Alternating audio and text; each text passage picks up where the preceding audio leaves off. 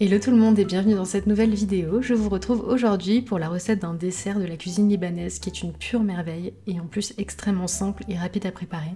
C'est un dessert crémeux avec des saveurs de lait, de fleurs d'oranger et de pistache. Pour ma version végane, j'utilise un lait de soja nature mais sucré qui a un goût très doux, c'est mon préféré et je le trouve à Intermarché. J'utilise aussi de la crème de soja semi-épaisse, toujours d'Intermarché, des biscottes, du sucre, de la fécule de maïs, de l'arôme de fleurs d'oranger, de l'arôme de rose, de la noix de coco râpée, un pot de dessert soja à la vanille et bien évidemment des pistaches et il faut les prendre non salés. Tous les ingrédients ne sont pas forcément obligatoires donc je vous ai indiqué ça plus clairement dans la barre d'infos ainsi que tous les dosages exacts.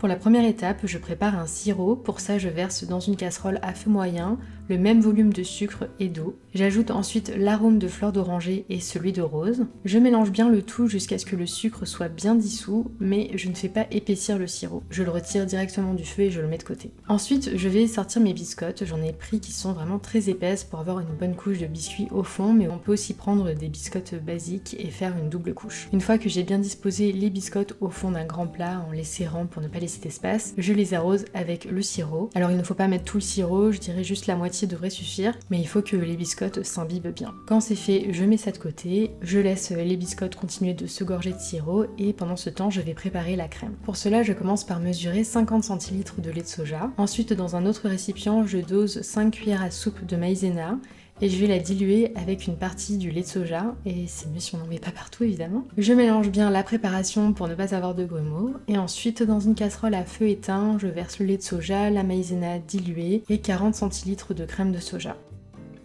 Je mélange bien et quand c'est homogène, j'allume le feu sur moyen fort. Je continue de bien remuer jusqu'à ce que la préparation épaississe, il faut compter environ 5 minutes. Je vous conseille de bien surveiller le fond pour ne pas que ça brûle, même juste un tout petit peu en caramélisant, ça va changer totalement le goût. Quand la préparation a bien épaissi, je coupe le feu et je rajoute de la noix de coco. Dans certaines recettes, on rajoute plutôt de la mie de pain. Et ensuite, je verse la crème dessert à la vanille. Ce n'est pas obligatoire, mais moi je trouve que ça apporte un petit goût très doux, légèrement sucré, un peu de vrai lait. Je mélange bien et il faut aller assez vite pour ne pas que la préparation refroidisse et se fige. Je verse ensuite la préparation sur mes biscottes. Ensuite, je répartis la crème sur le dessus et vient l'étape la plus cruelle puisqu'il faut couvrir et laisser au moins 4 heures au réfrigérateur, sachant que le mieux c'est quand même de le laisser une nuit entière.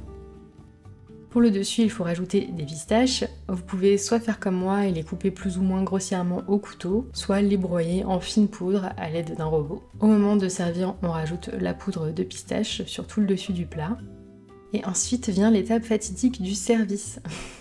La première part est la plus périlleuse. Là, c'était compliqué pour la servir, mais au final, je m'en suis pas trop mal sortie. Et puis les parts d'après, normalement, il n'y a pas de problème, elles sont jolies.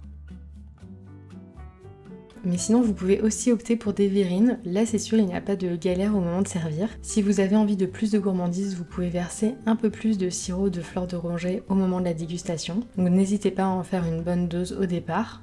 Voilà, moi je suis très fan de ce dessert, c'est doux et onctueux et sans compter le temps de repos, ça prend maximum 15 minutes à préparer. Donc j'espère que cette recette vous a donné envie de la tester et je vous dis à très bientôt dans une prochaine vidéo. Ciao!